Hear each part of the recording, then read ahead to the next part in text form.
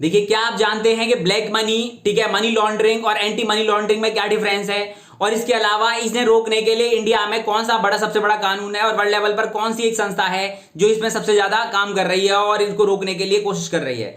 तो नहीं जानते हैं तो चलिए आइए बात करते हैं। देखिए, ब्लैक मनी वो पैसा होता है जिसका सरकार के पास रिकॉर्ड नहीं होता, ठीक है। आप ऐसे कहो कि जिस पैसे पर टैक्स नहीं दिया गया था उस पैसे को ब्लैक मनी बोलते हैं। और उसे दिक्कत ये होती है कि जिस पैसे का सरकार के पास रिकॉर्ड नहीं होता, सरकार उसे देश के फाइनेंशियल सिस्टम में, देश के विकास में नहीं लगा पाती, जिससे एक समस्या उत्पन्न हो जाती है पैरेलल इकोनॉमी वाली।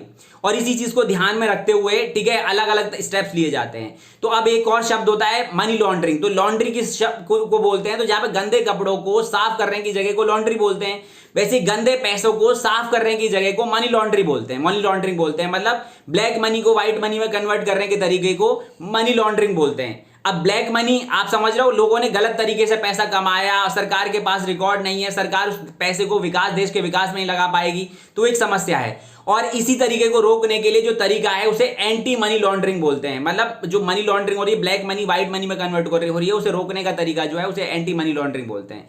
इसके लिए देश में बहुत सारे अलग अलग संस्थाएं जो काम कर रही हैं, बट एक जो मेजर कानून है उसका नाम है prevention of money laundering act 2002। और इंटरनेशनल लेवल पर एक फाइनेंशियल एक्शन टास्क फोर्स संस्था जो इसको मनी लॉन्ड्रिंग के लिए काम कर रही है। बाकी डिटेल में फिर बात करेंगे। Thank you.